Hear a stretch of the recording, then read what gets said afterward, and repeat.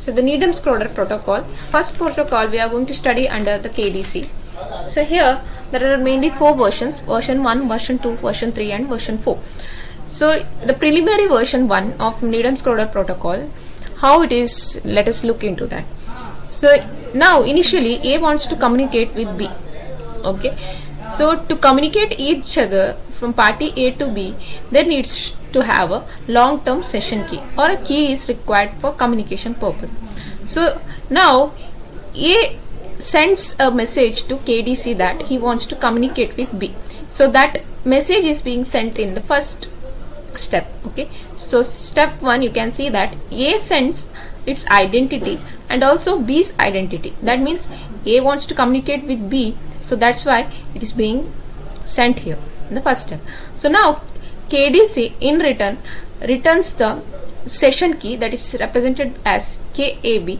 So encrypted version of KAB is being sent back to A. Okay.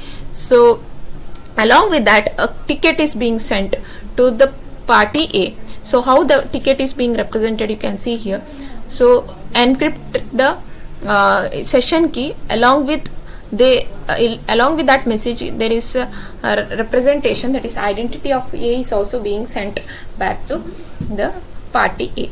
So here this ticket, whatever is being received by party A, that has to be sent back to party B. Okay.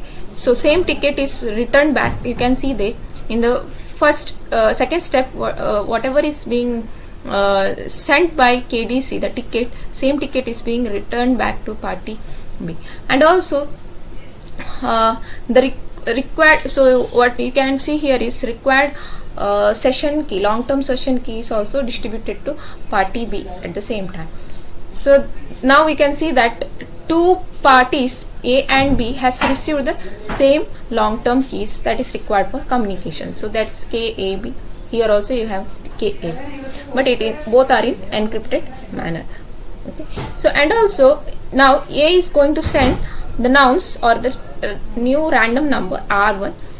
Okay, R1 is being sent to party B. This is mainly for the authentication purpose. Okay, R1. So in the next step, what B has to do here is the R1 value, whatever it has received in the third step, B has to decrement that particular value, so that you can see here encrypt the message, that is what is received here is R1 minus 1. So that is being done here, and also a new challenge or nouns that is being selected by B is also being sent back to party A. Now A receives R2, a new R2 value. So now A has to authenticate itself. So that's why R2 is also decremented at the next step. So whatever it is being sent, that is party A has sent certain R1 value. So that is received here. Okay, by the decremented value. So that is a protocol. There is certain rules and regulations. So that's why R1 is whatever it has sent, it has to be decremented at the next step. So similarly, R2 whatever B has sent has also to be decremented at the next step. So both authenticates itself here. 4 and 5 messages, both sides proceed to challenge verification for the mutual authentication. So this is the last 3 steps are for mainly basically for the mutual authentication purpose. So Needham-Schroeder protocol attack. So for the first version, there is a particular type of attack. So a man in the middle attack on the preliminary version 1. So let us see how the attack happens here. So consider again the case that A wants to communicate with party B, but A, when it wants to communicate with B, it has to interact with KDC initially that it wants to communicate with B, so that KDC will issue the required session keys for communications. Is it? So A now sends the identity of A and also identity of B to KDC. But here a man in the middle, that is we consider an attacker here, X receives that particular message and he interrupts the communication that is happening between A and the KDC. and he sends he sends what is the message he is going to send here is identity of A and also X. That means X, it is telling that X is the receiver of the session key. Okay, X is the receiver of the message. So like this, it is going to send a message to KDC. So KDC thinks that the message is received by A and A wants to communicate with X now. So KDC now distributes the key. So how the key is being distributed? See, it is going to encrypt the session key. So KAX represents the long-term session key that is being distributed to party A and party X. Why? Because A and X is represented here. So this ticket is being sent to party A from the KDC.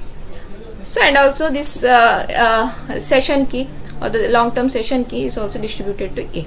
So now A will in return it has to distribute that whatever it has received, that session key or the ticket whatever it has received, okay, to party X. Why? Because here X is being written already in the session key, so that will be automatically distributed to party X. So the key whatever or the ticket whatever it has received from KDC will be distributed to X.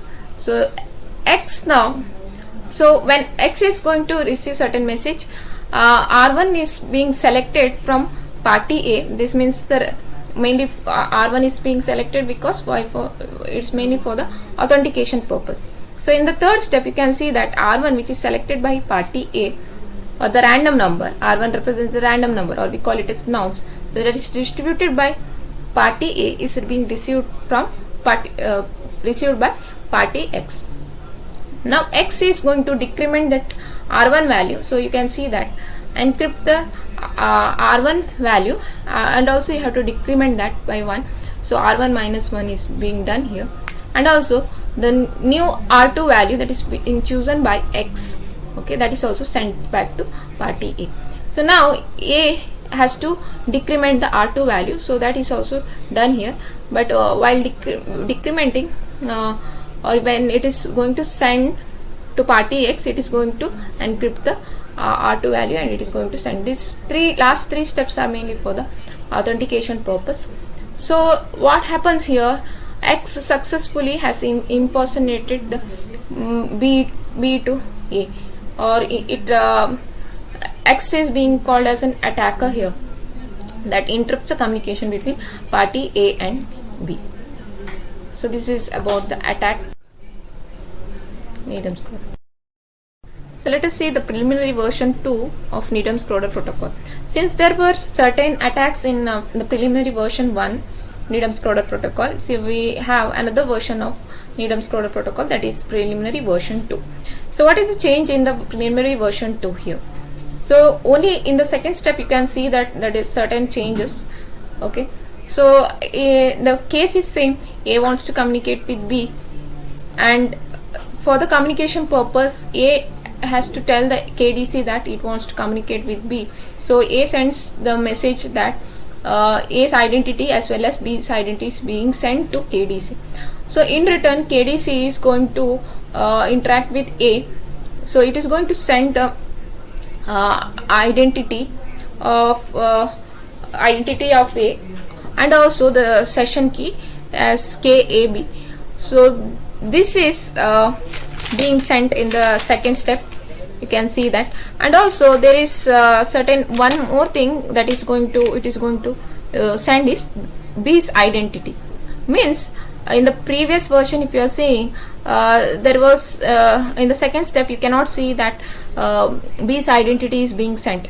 Okay, so only the thing here you have to modify here is in the second step, B's identity also is being sent from KDC to party A. That means this particular ticket what the KDC is going to send, okay, so that has to be sent actually to B itself. So that is the main aim here in the second version of Needham-Schroeder protocol. So later the rest of the process that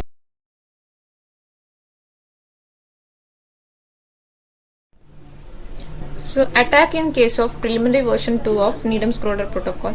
So let us see this case. So here A and B wants to communicate with each other. So this is our consideration. But there is an man in the middle attack. So man in the middle here is X, represented as X, and KDC represents the key distribution center. So A wants to communicate with B. So A sends the message initially as the identity of A and identity of B. So this is being sent in the first step to the KDC. So this is for the mainly for the communication purpose. So in return, KDC distributes its key, that is in the form of ticket. So this ticket is E, and it has to be sent to particular party, that is A itself, and KAB represents the session key or long-term session key. So this is being distributed to party A, and to which party it has to distribute again. That means party A has to distribute to party B also the particular ticket. So this thing is also mentioned in this particular second step. So that is in the version 2 itself we have mentioned that.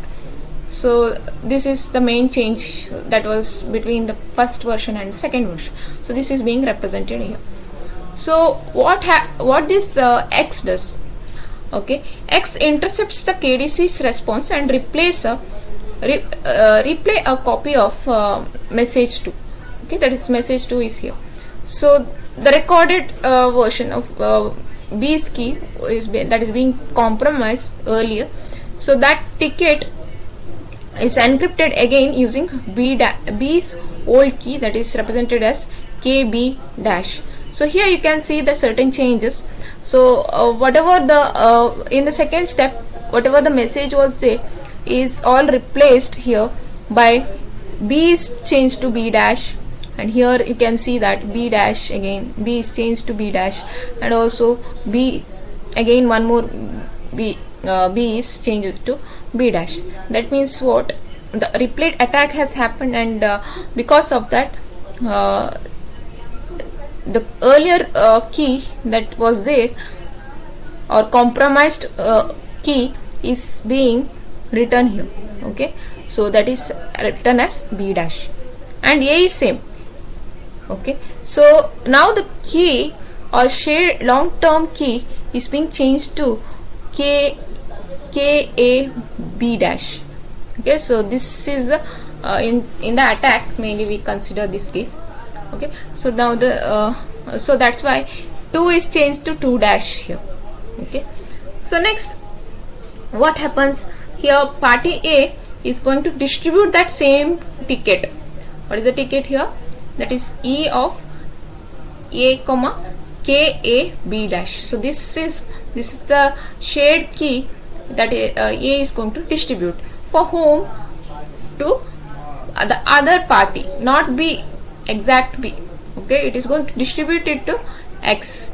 Okay, why? Because this key is B dash, that is the key of X actually. Okay, he has got it because of some attack, earlier replay attacks. Okay, so that is B dash. So this is now is being sent to X, and also R1, the random number R1 is chosen by party A, so that is also given to party X itself. So now in the third, fourth, fifth step, everything here the mutual authentication happens between party A and X. So this is the man in the middle attack or replay attack on the preliminary version 2 of Needham-Schroeder protocol. So there were certain attacks in case of version 2 of Needham-Schroeder protocol. So to overcome that, they went for the next version, that is preliminary version 3. So in next version, so whatever we have seen in version 2, there was a impersonation attack, or we call it as replay attacks, that was happened in a particularly message 2. Okay, so in third version you can fix this vulnerability by ensuring the freshness of the message 2. So how you can proceed with this particular case, that is how you can provide the freshness of the message. So consider again, there are two parties, A and B. A wants to communicate with B, but to get the keys required for communication, A communicates with KDC or key distribution center to receive the required key for communication purpose. So here A sends the identity A and also B's identity, so with whom it wants to communicate, that thing is being sent to the KDC, and also R3 is also being sent. R3 is what? R3 is the nouns or a random number that is chosen by party A. So R3 is mainly for the to tell you about the freshness of the particular message. So A is going to send, so that you can see the certain changes from previous version and this version. Here mainly R3 is being sent to KDC. Okay, so next what KDC does? KDC has to return back that particular R3 and also the ticket. In the ticket you will be having the session key, or we represent here as KAB. So this is a session key that is going to transmit to party A, and it's all being encrypted here. So that is, you have to note it. And party A is going to communicate with party B again, and he is going to send the same ticket whatever he has received in the second step. Okay, that you can see here. In the third step it's going to send the same ticket whatever is sent in second step.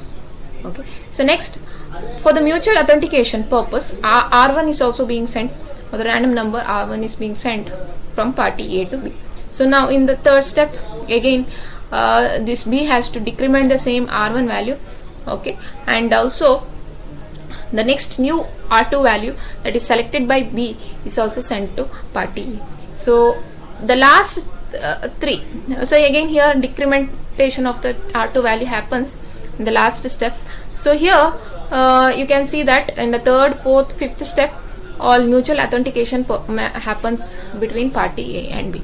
So this is how the key is being distributed. The key is here KAB, that is being distributed to party A and B for the communication purpose.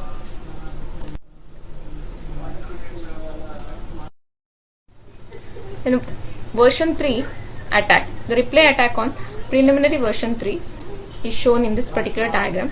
So here X could still attack the protocol by recording previous messages. So that is message number 2. So you can see that this message 2 in the previous slide, and selectively replaying them when the right opportunity presents itself. So to create this opportunity, so what the case here where the attacker X is being recording the messages between A and the KDC, and X then manages to steal A's long-term key that she shares with the KDC. So here main thing is X does the attack by getting the password. So that password is being stolen when A has communicated with KDC earlier messages. Okay, maybe in history certain communication was happened between party A and KDC, so some password is being used. So X here we are considering the case that X has stolen that particular password and he uses that particular password to communicate with B. So that particular password is, or the function of password, here we are representing it as A dash. So that is being taken into consideration here while communicating with B. So X is an attacker. Okay, X acts like party A and X communicates with B. Okay, how he communicates is using the key that is A dash. Okay, so here the ticket that is being shared from KDC. Okay, this key was shared from the KDC. So that thing X uses to communicate with B. So here another thing X communicates with B is he also is going to send the nouns that is represented by R1, and in return B has to decrement that R1 value. So that is being done in the second step, and new R2 value that is chosen from B will be sent back to party X. So now party X again decrements that particular R2 value and he sends it to party B. So everywhere decrementing this value,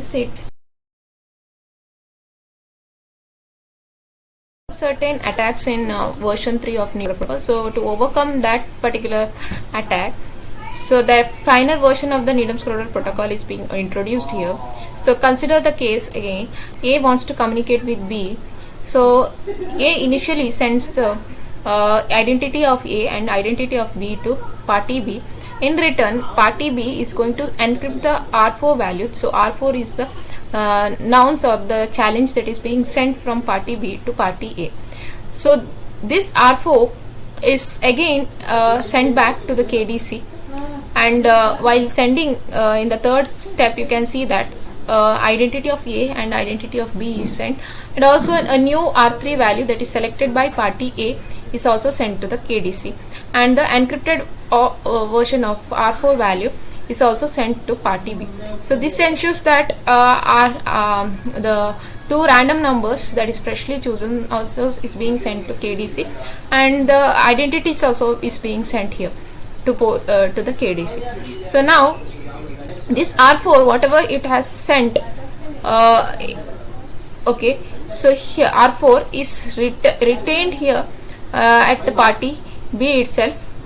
Okay, so initially it has sent here, and you can see that this R4 is retained here, and it's needed for later stages.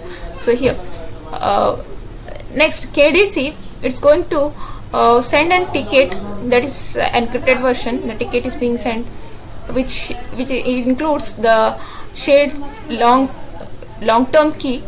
Okay, session or the long-term key KAB is also sent to the particular party A, and along with that, the identity and also R3 is also being returned back.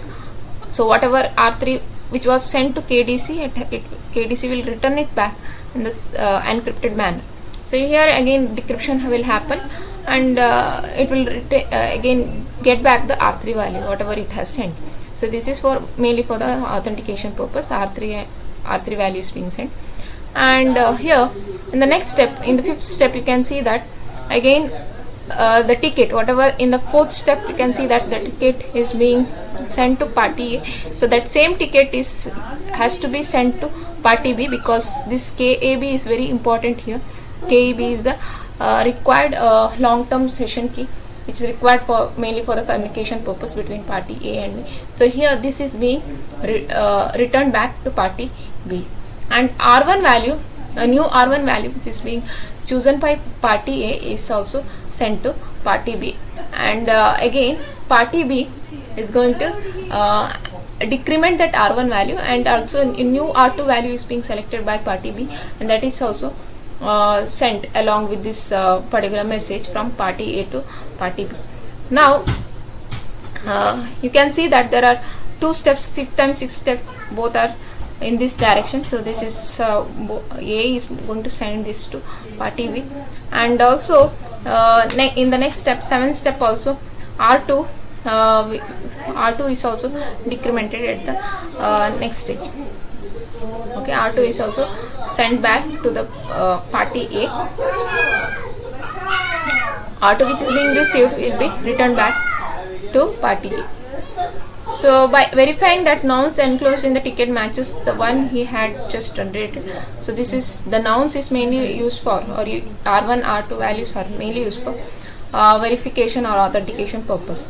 So this could guard against the replay attack. So this is about the total preliminary version of, or you can say the final version of Needham-Schroeder protocol.